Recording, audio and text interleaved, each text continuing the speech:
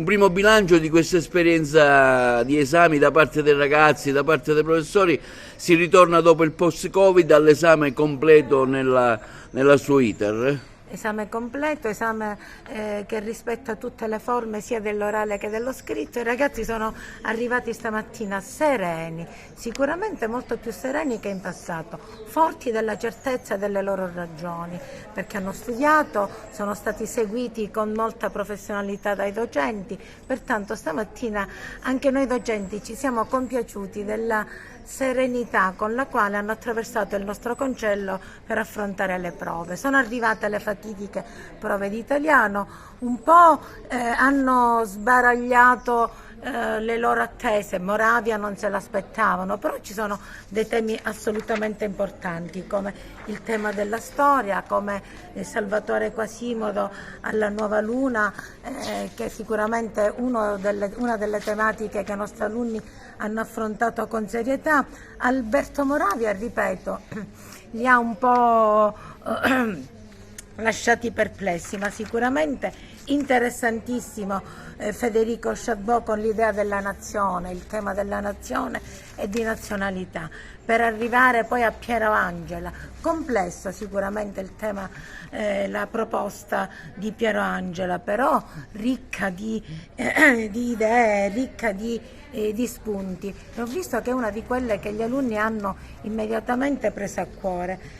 Intervista della storia di Oriana Fallaci, siamo cresciuti tutti con la sua intervista alla storia, così come l'abbiamo amata noi, siamo riusciti a farla amare ai nostri alunni, per arrivare alla traccia finale che è il tempo dell'attesa, interessantissimo, attuale, quando dice non sappiamo più attendere, tutto è diventato istantaneo. Mi auguro che istantanea sarà anche la soluzione di questi esami. Un in bocca al lupo e una preghiera per tutti i nostri alunni.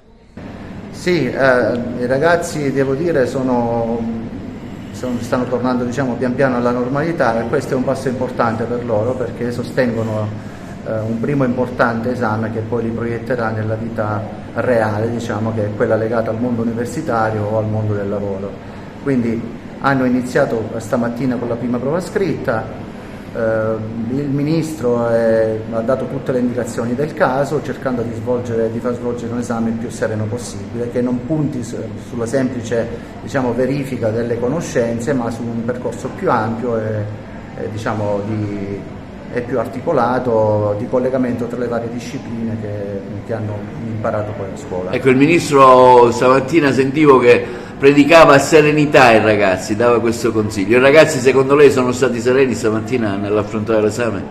Ma sai, la notte prima degli esami è sempre un classico dell'esame di Stato, però stamattina i ragazzi sono stati messi nelle migliori condizioni possibili perché facciano il loro esame nella massima e piena serenità. Li ho visti anche abbastanza tranquilli, diciamo, e quindi no, da questo punto di vista... Le tracce degli esami si ci aspettavano, diciamo, come in linea generale su come sono andate? Ma sai, le tracce degli esami c'è sempre un tototraccia all'inizio, diciamo, nei giorni precedenti l'esame, poi in realtà spesso e volentieri quello che si era previsto non si realizza, ma le tracce sono abbastanza, diciamo, fattibili, anche con riferimenti, diciamo, alla modernità, WhatsApp, eccetera. Quindi, oggi svolgeranno la prima prova, domani inizierà la seconda prova, dopodiché c'è il calendario per gli orali che è stato già pubblicato, quindi i ragazzi sapranno quando è il loro turno per poi sostenere la prova orale. Ecco, lei come sua esperienza personale, che anno è stato, professore, dopo il post-Covid, che insomma si è ritornato alla normalità? Questo è importante, no? Anche per un professore. Dico. Ma sì, è importante per tutti, diciamo, superare questo periodo veramente, insomma, che ci ha segnato un po' tutti, anche noi insegnanti lo siamo stati, perché fare didattica a distanza non è stato piacevole, in assenza di contatto umano con i ragazzi, che è il fondamento, diciamo, della base dell'insegnamento. Quindi ben venga tutto alla normalità che ci aspettiamo per il futuro.